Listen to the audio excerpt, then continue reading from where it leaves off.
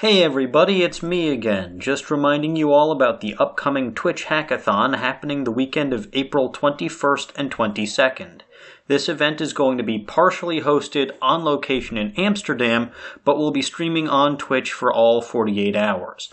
The goal of this event is to research the possibility of creating more interactive features between streamers and their audiences. We here at the Bulb Garden Department of Social Media will be streaming for over 36 hours during the hackathon, including a live episode of Bulbacast. A link to the event's English website can be found in the description below, so be sure to check it out.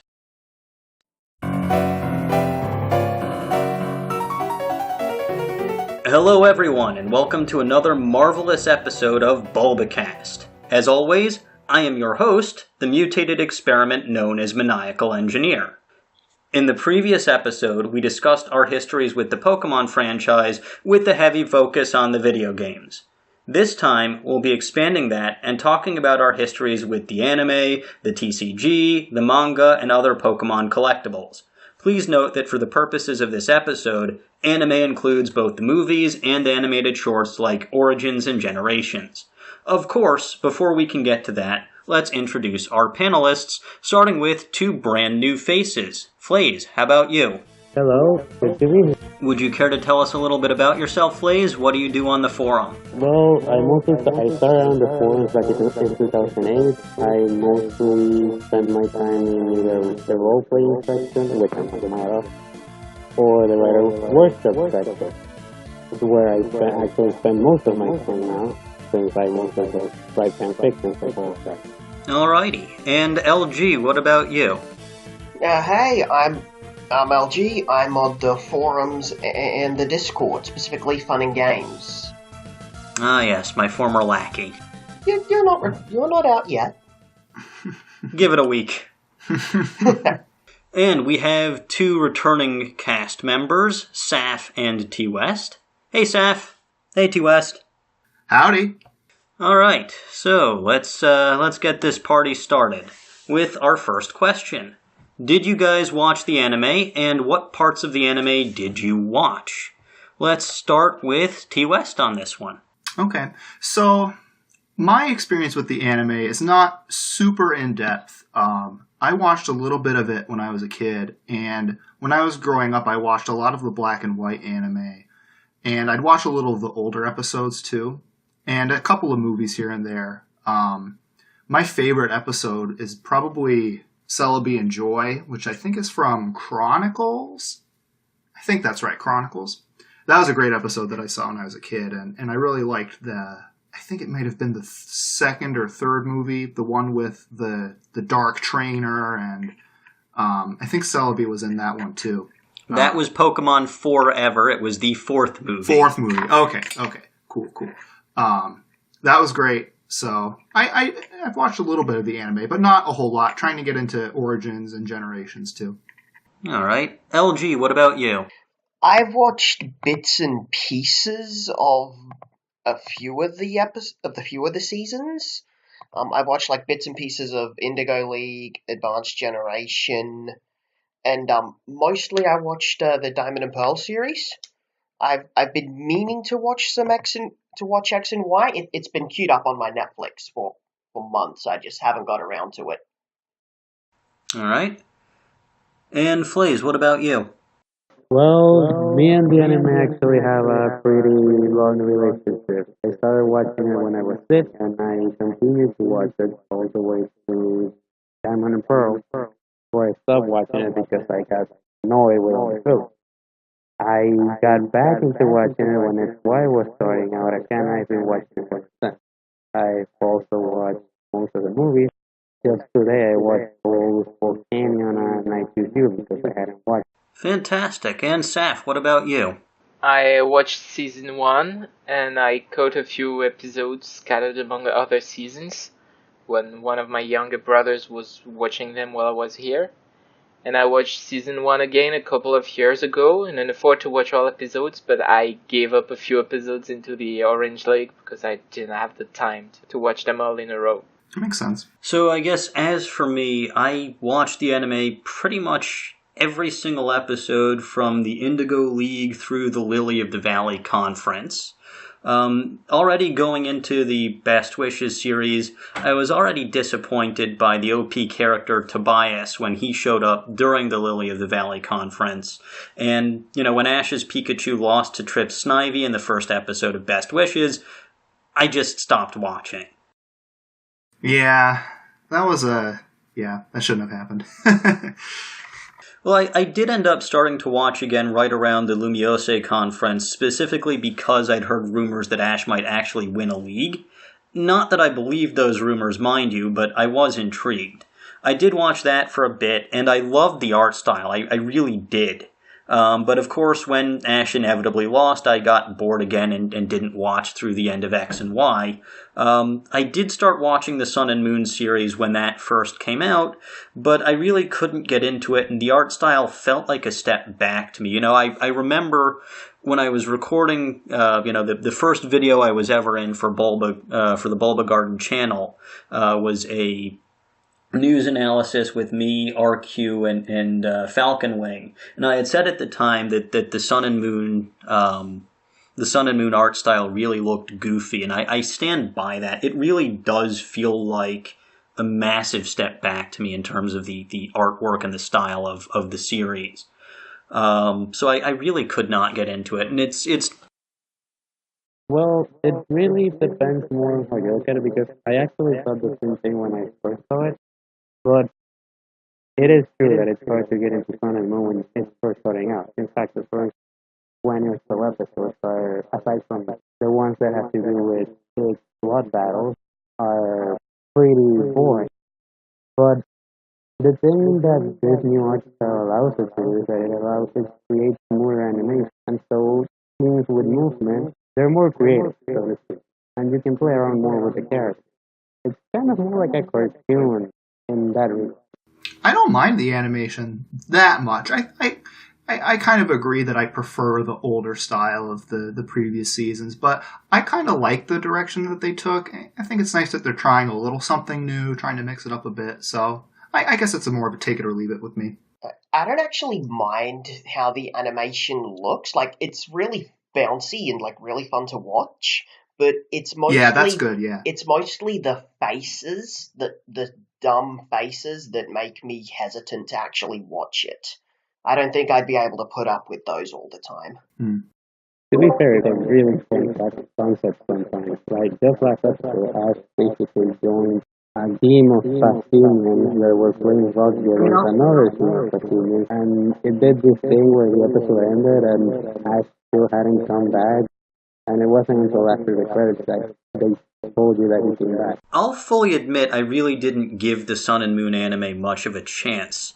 Mostly because I was just very early on put out by that new animation style and the new artwork. I might go back and watch it if I get a moment, but it's not exactly high on my to-do list. Yeah, that's fair. As far as movies go and, shorts, I saw all of Origins, I saw all of Generations, I saw the first 2 Generations worth of movies, so from about Mewtwo Strikes Back through whatever the last, I think the last Johto movie was Forever, but I could be wrong. There was one with Unknown and Blaziken in it. I don't know what movie that was. Not Blaziken. You're thinking Entei, and that was movie 3. So yeah, I did see all of the first 2 generations worth of movies, and then I've seen some of the 3rd and 4th gen movies. The Deoxys movie, the Dialga Palkia movie. But really, after Pokemon Forever, I kind of stopped watching the movies. Mostly because I really didn't. I did not want to actually. Oh, so it was. The last Johto movie was Heroes, and I did see that one. But yeah, after that, I really did just stop watching the movies because I kind of lost interest for a bit. But that's that is what it is. I do plan on seeing some of the movies in the future, especially since I think one of the things we're going to do with the podcast or for the YouTube channel is, we're going to have a movie review for at least all of the Pokemon movies, and then possibly expand beyond that. But that hasn't happened yet, and Yeah. so we'll get a lot of content from it, a lot of episodes. Yeah, exactly. Lots of episodes. Yeah, so we'll see. We might do them in order. We might do, if new movies are coming out, we might do those first. But it's just an idea. Leave me alone. I need to think more. All right, so I think it's about time for us to move on to our second question, which T West has already kind of answered. Yeah, I jumped the gun a bit. Sorry. I was excited.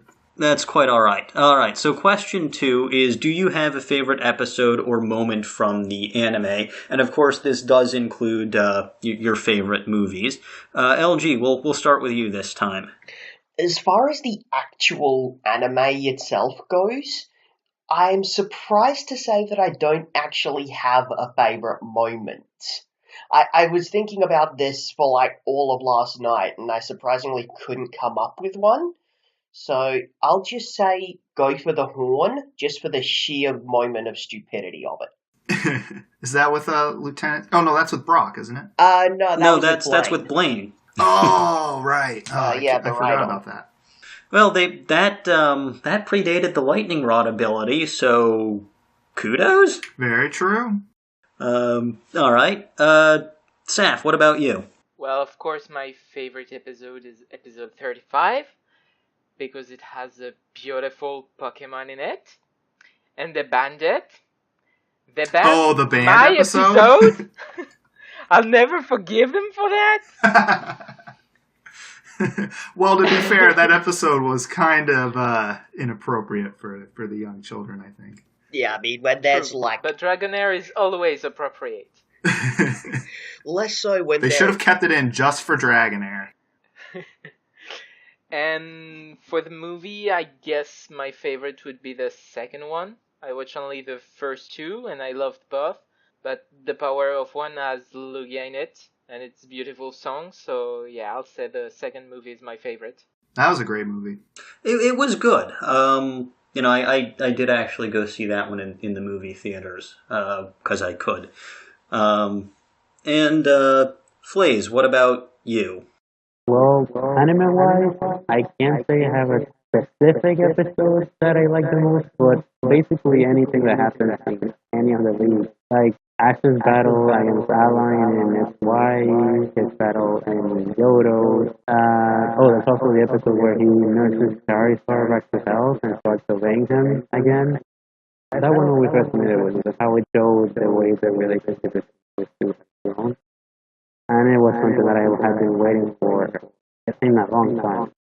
Outside of that, well, there's not many.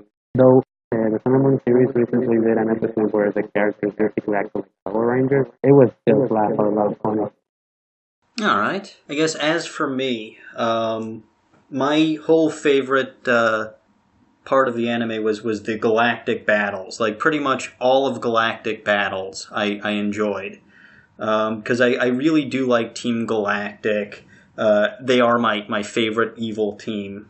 Again, going back to what I've said in pretty much every single Pokemon-related episode about Pokemon Platinum, I really do like the time and space and the matter and antimatter approach that Team Galactic takes. Like, yeah, it's essentially a cult, and it's essentially Cyrus is crazy, but there's a scientific method to their madness that I can actually kind of appreciate. And yeah, the science is Pokemon anime science, which is not exactly... But in any case, so, it's still some kind of scientific approach to it. And again, I really do like Team Galactic as villains. They're very fun to battle against because the grunts have no idea what the heck is going on, and Cyrus is just... He's an interesting character, in my opinion. Then again, not just the Team Galactic bits of Galactic battles were great. One of my favorite gym battles of all time happens during the Galactic Battles segment of the show, and of course that would be against Byron.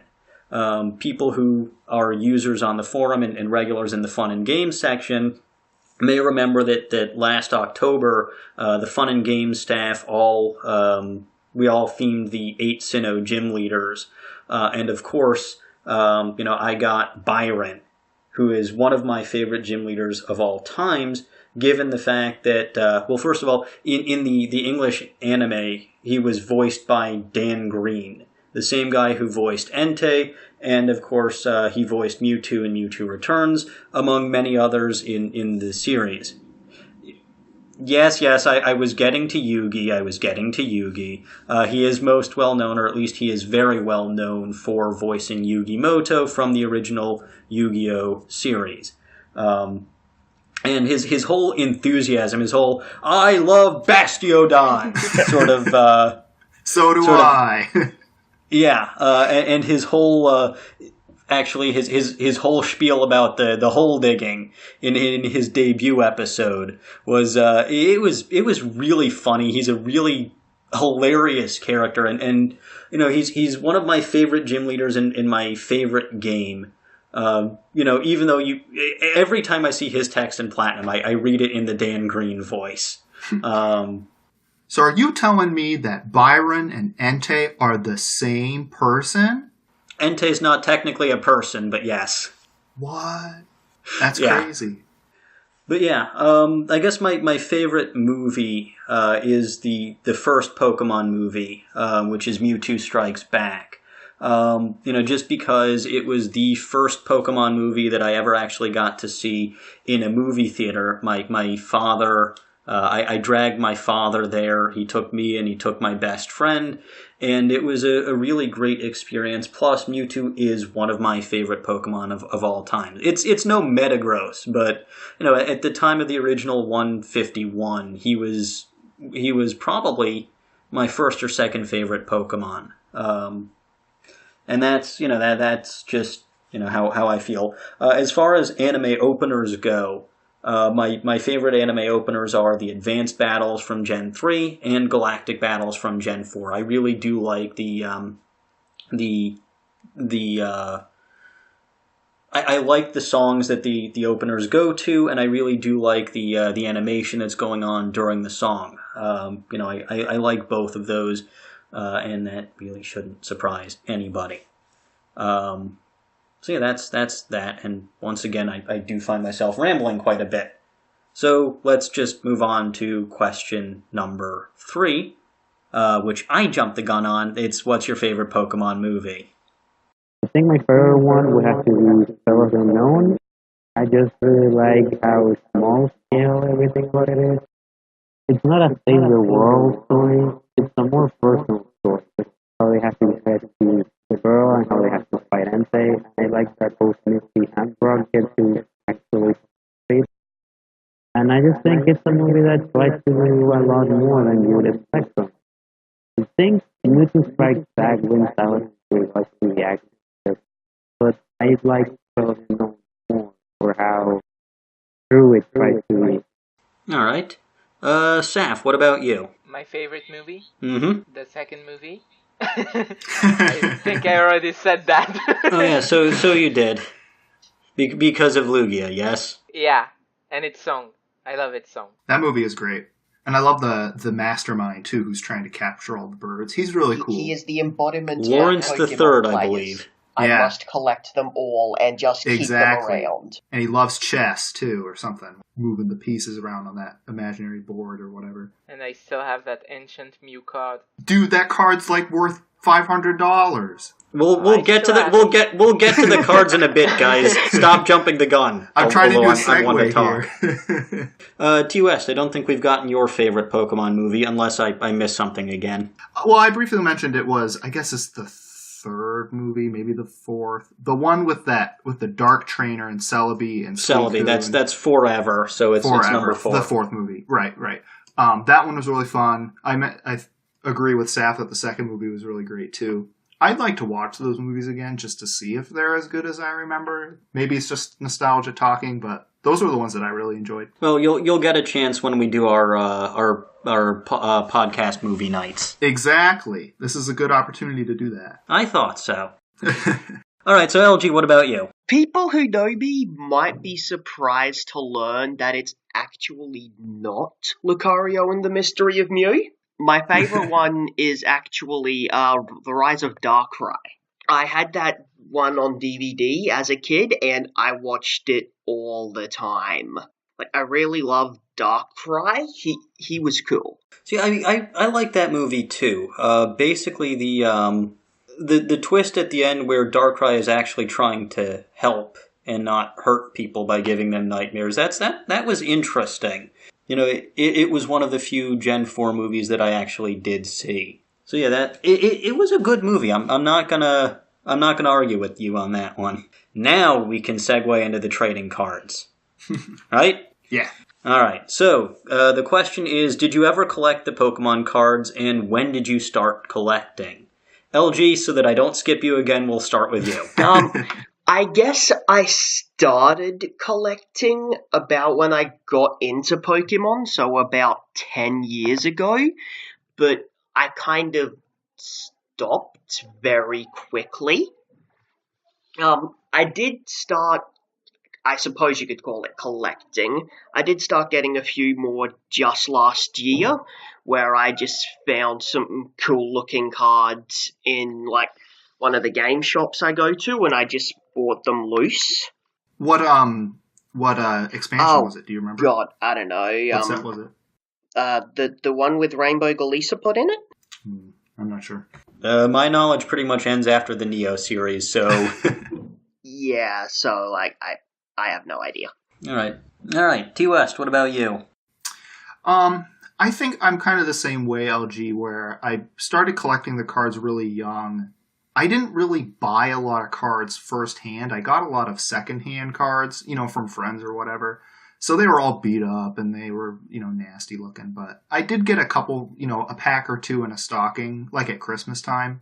And when I was growing up, those were the EX series, like the first EX series. So Fire Red Leaf Green and Unseen Forces and those sets were what I collected a lot of when they were new. But since then, I haven't really bought a lot of packs. I bought a couple when I was in college, just for the fun of it. I think that was a couple years ago, actually. The cards aren't really something that I bought a lot of, but I still really like following the trading card game. I think it's a really interesting part of the franchise.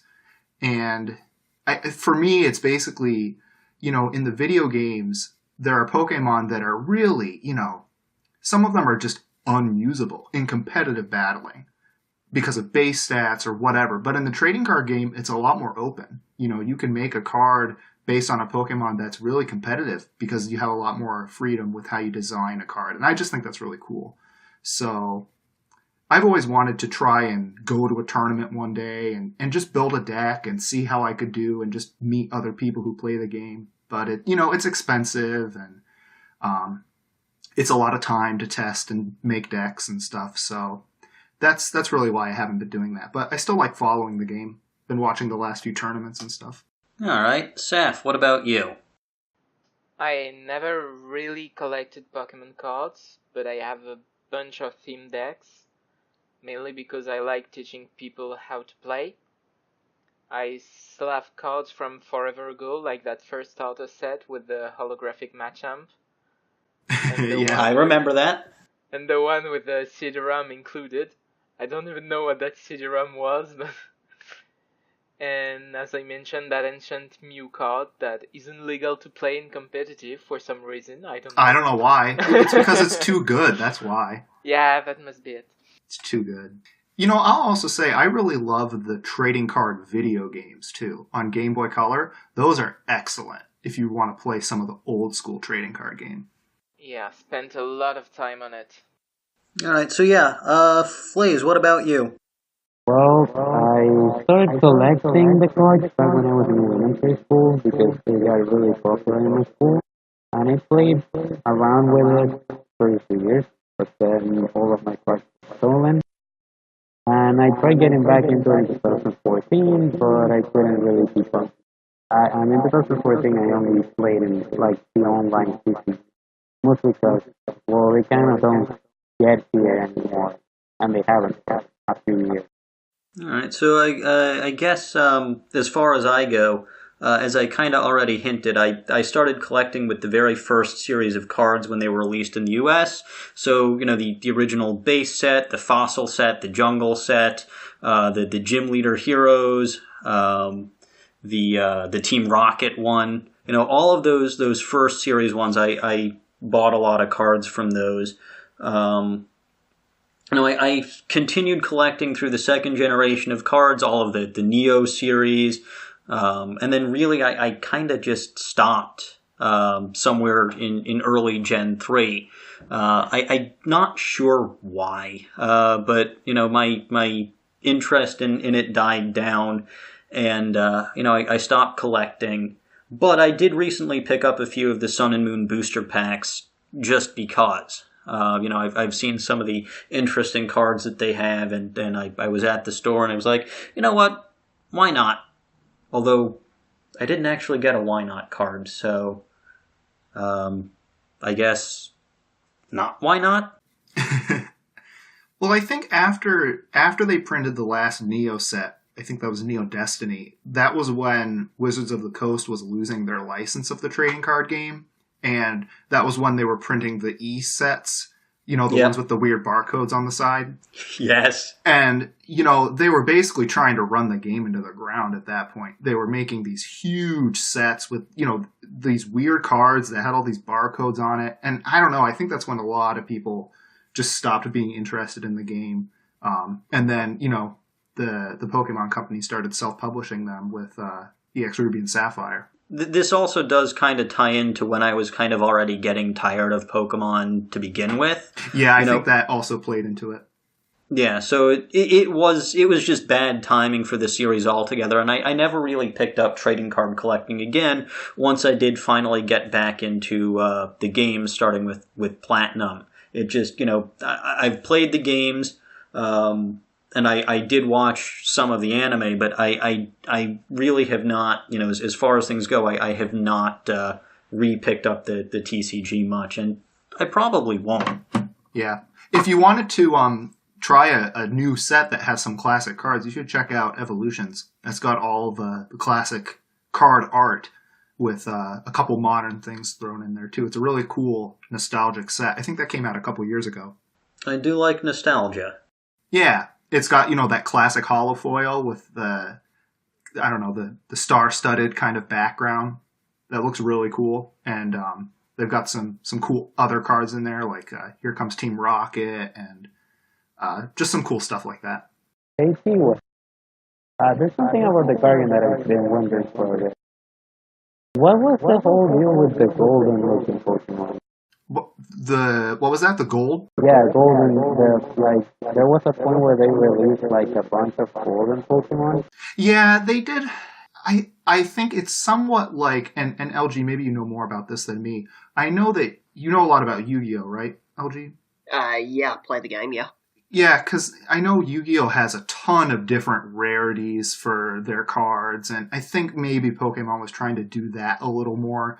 Because, Pokemon has the commons, uncommons, and rares, and then they have usually just had ultra rares, which are your EXs, and then secret rares, which are, your star cards, shiny cards, stuff like that. But they started printing these alternate gold versions, which are just the same as your regular ultra rare, but they have, maybe there'll be a special gold print around the border of the card. I think it's just a way to make it more elusive, and I feel like that may be somewhat similar to what Yu-Gi-Oh does with their most rarity. of those rarities are pretty much what Yu-Gi-Oh has, but then they'll throw in a bunch of random different stuff. They have the gold borders. Then there's ghost rares, which are kind of 3D looking, mostly white pictures. The artwork is near on invisible, so I hate them. Yeah, right. Those are, I like the look of those. Those are cool.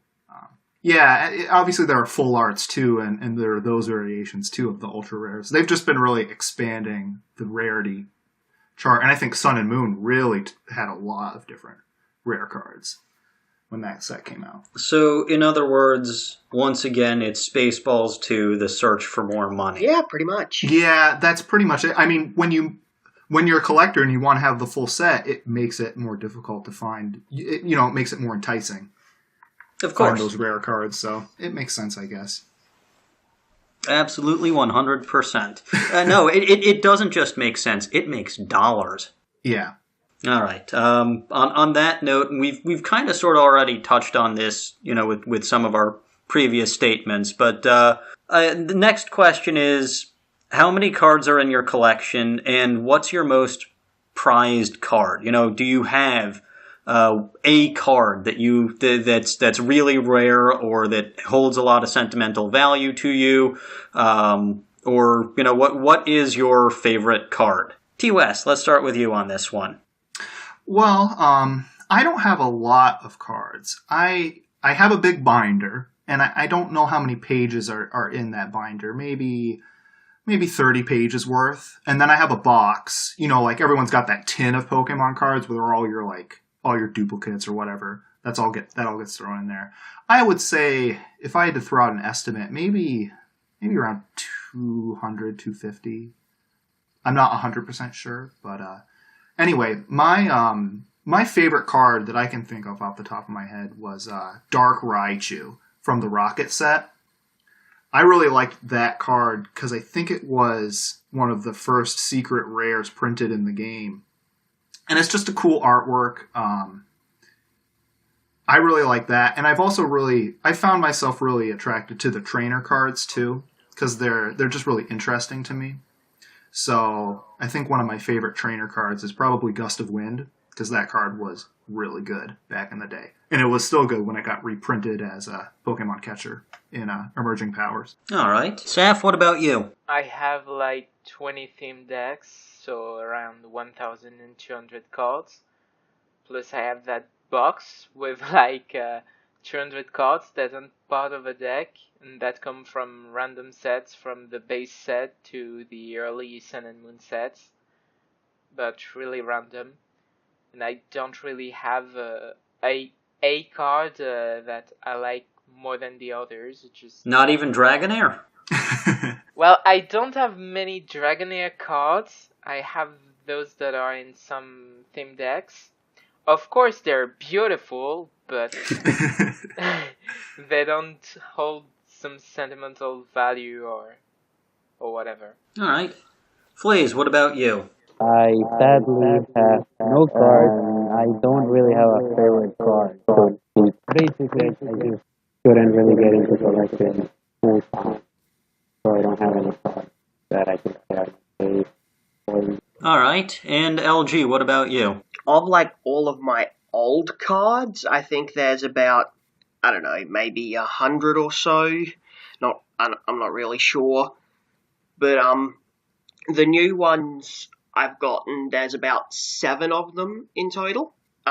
If I had to pick my favorite one, I'd probably say Gardenia's Turtwig. I used that in my deck like years ago when I first started, and it was incredible. It was the invincible Turtwig. An invincible Turtwig? Well, yeah, because Never seen that before. It dealt 30 damage, healed itself for 30 damage. If it was below 30 health, it healed 60 instead. It was very hard to kill. Oh, that makes sense. Well, it goes back to what you were saying earlier, T. West, about how some Pokemon are really not competitively viable in the games, but they do make fantastic cards. Right. Garbodor's a big example. He's been really playable in a lot of decks, but who plays with Garbodor in the video games? Chugga Conroy? I'm sure people do. I'm sure they do. But my point is that with the way cards are not so restricted, they can really mix things up and really change the way a card is used. Very true. All right, so as for myself, I probably still have a few hundred Pokemon cards remaining, most of which are completely worthless because they've spent their time in the shoebox. Yep, I have one of those. Yeah, there were a couple of comic shops really close to where I lived, and, as a kid I'd go there about as often as I could. As far as my prized Pokemon card, it's probably the holographic first edition Charizard card that I got from the original base What? set. From base set? Nice. Base set, yes. Wow. First edition? First edition. Really? Absolutely worthless because I did not seal it away Yeah, immediately. I'm sure it's not, mint condition. But that card's a couple $1,000s if it's in good condition. It's not just it's not just its rarity that makes it special to me. It's also how I got the card. I mentioned the comic book shops close to where I lived, but in this particular case, I was there with my grandmother, and she bought me just a random booster pack, which I opened in the store, and lo and behold, I pulled that card. Wow, that's really cool. So, my grandmother's been dead for over half my life now. So, it's one of the things I do still have that somewhere, and it's one of my fond memories of her from when I was a kid. That's cool. I definitely agree. Like, pulling a good card out of a pack is really a cool experience. I remember pulling a couple EXs when I was a kid, and you're like totally hyped when that happens. It's just really fun. And I had no idea at the time how rare this card would become, or that any of these cards would be worth much of anything in the future. Yeah. I was a little kid.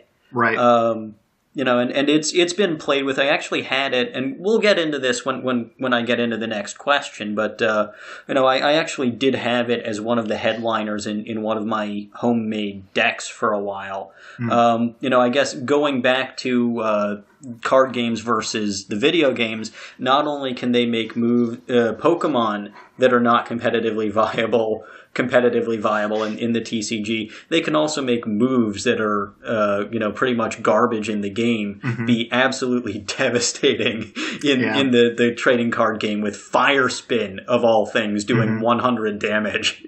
Right. But yeah, that's a really great card. Unfortunately, I don't have it easily accessible at the moment since I recently moved.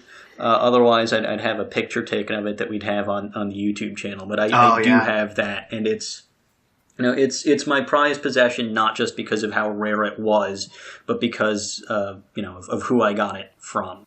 I carried that Dark Raichu card with me to college. I had it. I just had a random top loader with that card in it, and then another random card in the back that I thought was cool looking. Yeah. All right, so I did kind of allude to this question when I was discussing my own Charizard, but the next question is, have you ever tried to build your own deck? And of course, we've already heard a couple of the people say, yeah, they have, but what was in the deck? Have you ever competed with the decks? And how did that work out for you if that was the case? Saf, we'll start with you. Well, I have a kind of custom deck. I just basically merged the half of a theme deck with the half of another. Frankenstein deck. So, yeah. I'm not really into competitive. As I said, I just like teaching people how to play, and I enjoy one or two matches from time to time, but I mainly play on the TCG Online. So, yeah, I don't really have the need for a custom deck. LG, what about you? I never really made a custom deck. The most I did was take a theme deck I bought. It used a bunch of gym leader Pokemon, so high evolutions you could just play straight from your hand without evolving them. Oh yeah. Yeah. As the SP era, huh? Gardenia's Turtwig, Lucian's Gallade, Fantina's Gengar, that sort of stuff. I think the one change I made was throwing in a few electric energies and a Mareep and Volkner's Raichu. But I think that was the only difference I made. I did pull it out again. I did pull it out again a year ago because my brother got a new deck, and dear God, did it get curb stomped. The power creep has been incredible. All right. Flaze, what about you? Well, I can't say I built a custom deck. When I was a kid, I had a deck, but it was mostly just random cards that I picked up. So I can't say it was like it had like a team built around it. And to top it off, at this point, I can't actually remember one. So I do remember that Charizard and put it in the deck. All right. And T West, what about you? So I think for me, I never really tried to make a deck with the physical cards, but I mentioned the Pokemon trading card game, like the Game Boy games. I made a ton of decks, in that game because you can just get all the cards that you want. You don't have to spend the money on them. So, but you had to spend money on the game, right? But substantially less money than shelling out for the expensive cards like that Charizard. So that was fun. I tried playing the online client too. I think it's just called Pokemon Trading Card Game Online, and I would use mostly theme decks on that because I didn't want to spend real money on the cards, so I would just battle random people with the theme decks. So, like I said, I'd love to try it out one day and really make a competitive deck, but I don't know, just don't have the time or the money right now to do it. Definitely fair. All right, so as for me, as everyone else so far, I never really did play the TCG competitively. I created a couple of unique decks. Of course, I purchased a couple of the first theme decks, the ready-made decks, like the Overgrowth and Brushfire decks, and I kind of designed my first deck to act very similar to those. It was a fire-water themed deck that revolved around the Charmander and Magikarp lines, since I had both that very rare Charizard and a Gyarados, and they were the main players for their respective types. I threw in a couple of other relatively powerful fire and water type families, like the Growlithe and Staryu families, add in a few trainer cards for support, and some energies, and that was the deck. It wasn't a very good deck, mind you, but it was something I came up with pretty much on my own. My second attempt was a pure psychic type deck that revolved predominantly around those original Unknown cards. Oh, really? Really. Again, another very good example of how something is pretty much completely useless in the game, but is actually somewhat useful depending on how you play it and how good your luck is. That's in very the true. TCG. Yeah, in the SP era, Unknown G and Q were pretty popular because they would block effects from attacks, or they'd give your Pokemon free retreat. Not all of them were good, but I mean, who uses an Unknown in the video games, right? Not very many people. Yeah. Not even Chugga Conroy has done that. But yeah, I mean, this deck, especially before I actually read the card in detail and found out that you could only have up to 4 Unknown in one deck and have it legal. They really do have some fantastic support things. Like you said, free retreat. Unknown Q had the possibility of avoiding all damage for any unknowns. My favorite was Unknown X, which is basically flip coins until you get tails and do 10 damage plus 10 for every heads. So yeah, I mean, between Unknown X that could actually dish out more than just 10 HP of damage depending on how lucky you were, and Unknown Q backing you up and preventing you from taking any damage, and then a couple of other support unknowns like Unknown B. If you ever actually did get damage on your Unknown X, it could take some of that damage off of it. It was a decent deck, and once I found out, I can only have 4 Unknown in it, I did have to add in a few other psychic types. But yeah, it was interesting. And I think of my decks, it was the better of the two. So, yeah, I mean, and then, in addition to the Unknown abilities themselves, you, of course, have a couple of trainer cards to add even more support to it. Like plus power or potions and stuff like that. So, it was very helpful. And it was a decent deck. But, obviously it was not competitively viable. I would have gotten curb stomped. Yeah, well, it's still fun to build a deck and try it out. Oh yeah, and it worked well with the few people that I actually did play with on a regular basis, which was mostly my little brother and a couple of friends in the area. So that was nice. Did you guys do any trading with friends? Yes. At, like the playground, trading cards around? I did that a lot. So my parents actually had an interesting rule, which was, if I ever got any doubles of cards that my brother didn't have, I had to give them to him. Oh, really? Really. I guess that's fair. It wasn't a very bad rule, and it was always just the ridiculously common stuff anyway. Right. But, it was just kind of the rule of the house. Similarly, when I got my Game Boy Color, I had to give him my Game Boy Pocket. When I got my Game Boy Advanced, I had to give him my Game Boy Color. It's not a bad thing. It helps him kind of get into these kinds of things too, and it means that I don't end up with more than I should. So, he never got a very rare Charizard card because I never got a second one of those. But it was still nice. And of course, I did trade around a couple of times. That Machamp from the original set that somebody was talking about earlier, I swapped that out for an Alakazam at one point. And there were a couple other times I did some trades to get a Blastoise and a Venusaur. So did you give him your Wii U? I never had a Wii U. Oh. It was a great console. I like the Wii U. I like mine. Well, please, I'm me, not we. Good one. Saf, what about you? Any trades that you remember? Did you trade a lot? Nah, I just trade a little with like people at school, but those were really common cards, so nothing really important.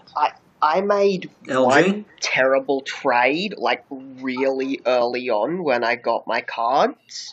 Like, I think I traded off, like, 90% of my first theme deck for just a ton of random cards, which, in hindsight, not a great plan. Which actually resulted in my mum writing my initials on every trading card I got for a few years, just to stop that happening again. Wow. That'll kill the value of it. That's funny. That'll kill the resale value too. Yeah. Hey, that'll keep them to you, When you think about it, that actually sounds kind of cool, because that way it means that your cards are yours. Like, everyone knows who you are. Flaze, how about you? Did you make any trades? None that I can remember right now, sadly. I actually don't think I ever made any proper trade, maybe one time at a birthday party where we basically gave everyone who attended cards. But aside from that, I actually don't know. And, of course, the guy who actually asked this question that wasn't me, T. West, what about you? I had a summer camp that I would go to, and I'd bring my binder, and I made a few trades with people.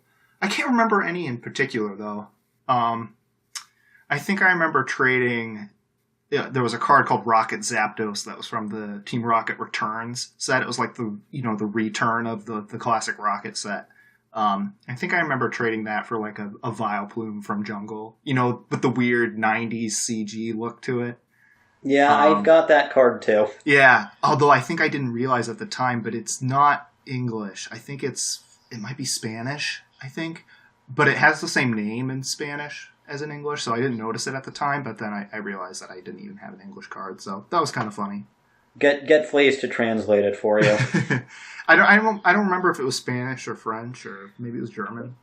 Well, you've got Flaze and Saf both here, so whether it's Spanish or French, you're covered. Yeah. French is definitely not Vileplume. French is like Rafflesia, I think. This is why we have Bulbapedia. True. Yeah, it's Vileplume in Spanish, so I think it was a Spanish card. Might even be Italian. It's got the same name too. Not sure. All right, so I guess it's time to move on to our next question. And I don't really expect a lot of big answers to this one. And I'll give my answer right up front for this one, and that's: have you read any of the Pokemon manga, and do you have any favorite moments from the manga? Well, I first discovered it when I was 13, which makes it what actually got me back into Pokemon. I think. I was pretty much done with Pokemon. Aside from that, I've read and reread the manga as a whole for like 3 times, and I just reread it recently again. So I'm kind of an expert in that regard. As for moments, well, one of my favorite moments in the manga is actually from the Fire Red and the Green arc, because every Pokemon game basically got its own art. And the Fire Red and the Green arc has Red and all the moves from the original Red, Green, and Blue arc come back as older and face up against Team Rocket. And it basically goes a little deeper into each of the characters' backstories, such as how Red basically got overconfident because he's a champion, and Pokemon almost get killed by Geodude. So he has to learn to recover that, and then he goes and fights Giovanni on an airship that's just flying over Kanto. And Giovanni is fighting with Geodude, and it's a battle that I still remember very fond. Aside from that, I actually have a ton of moments from the manga, and if it weren't for that, I probably wouldn't have gotten back into Pokemon first. So I actually want to try and collect the volumes later on, because I never got into that any physical one. So I've been thinking about maybe getting some later, and that way I can, have pages I can show in people's face, because if anyone asks me about it, I can just try and convince them. All right. No, that's definitely insightful.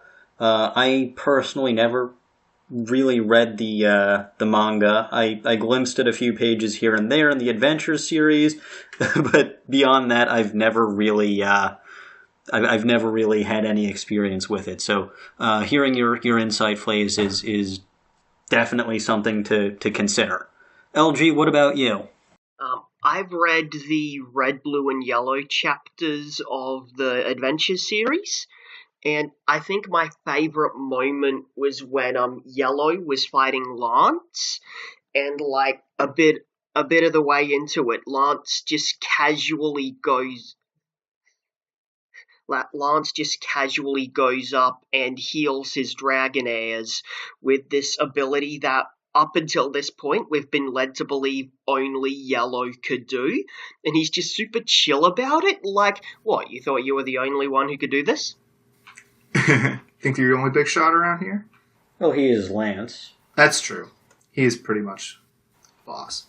I actually really like that moment too, because I think Lance in the manga is really different to his counterpart. Because like in the games and in the anime, it's pretty much like this older mentor type of figure. But in the manga, at first he's a really sadistic villain and everything.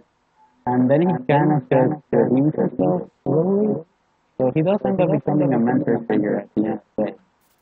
And at the time in the manga, one would think that only people like Jello who are kind and stuff like that could actually get that power, but since Lance have it. All right, well, thanks for that clarification, Flays. Saf, what about you? Well, I might have read the beginning of one book. I was in a vacation and it was in the hotel store. My aunt wanted to buy me a book, so I chose that. I think there was a Haunter in it, and the cover was green, but that's really all I can remember. So there's a manga cover that's green and has a Houndour on it. Perfect, that's all I need to know. Yeah. T. West, what about you? Yeah, I don't think I've even cracked open any of the anime or the manga series. I don't think I've ever read any of them.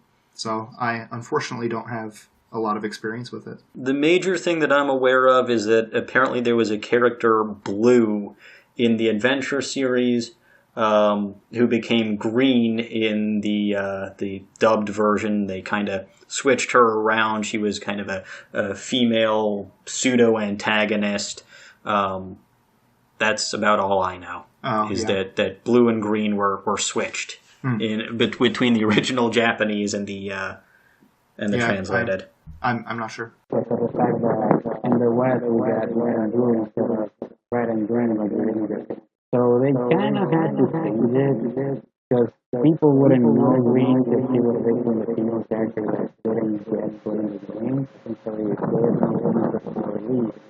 Oh, I also wanted to add that I also read The Electric Tales of Pikachu, which is another manga that basically adapts parts of the Indiana. But it's a little different. It's more sci-fi and it kind of has this really weird thing with fan service. You get a lot of catchy shots of messy and very interesting situations. And it turns out that the guy that wrote it and drew it used to make candles. That was interesting. All right, that's certainly interesting. Yeah. All right, now, we have been going for over an hour, so I guess it's about time for our final question. Have you ever collected anything that's Pokemon related other than the trading cards? If so, what have you collected? T. West, what about you? I don't really have a whole lot. I just have, a couple of odds and ends here and there. I have a few of those Tomy toys, if anybody has any of those. I have a Poliwrath and a Magikarp. Those are kind of cool. And I have one plush. I have a Ditto plush that I bought recently. So that's about it as far as stuff outside the trading card game. Saf, what about you? I don't really collect anything Pokemon related. I just have a few plushes. Dragonair included? I don't have a Dragonair. What? However, if you have anything that looks like a Dragonair, that has a Dragonair in it, or that is a Dragonair, I can take it. Because it would automatically be beautiful, of course. LG, what about you? Nothing really. The most I've got is a little Pikachu plush that sits above my bed, and this crystal Pokeball with like those etchings of a shape inside that I got for my birthday last year. It's a Lucario one, naturally. Of course. And Flaze, what about you? Well, do the games count? I think aside from the games, I used to really collect Pokemon toys. Aside from that, I had this original scan for action figure that I had. As for me, about the only Pokemon collectibles that I have other than the trading cards are a set of Sinnoh badges that I picked up from one of the Wizard World conventions that I've attended. Again, because Platinum is my favorite game and Galactic Battles was one of my favorite parts of the anime. Aside from that, most of my collectibles that I have are Star Wars or Star Trek stuff, or, of course, Lego. So yeah, that's me. Anyway, thanks to all of the panelists who joined me today for this recording, and thanks to all of you who are watching and listening to this episode in the future. As always, if you're watching this on YouTube, feel free to comment below about your favorite moment of the anime or manga, or about your TCG collection. Yeah, I guess that's it for this episode. So until next time, everyone. All right. See you all later.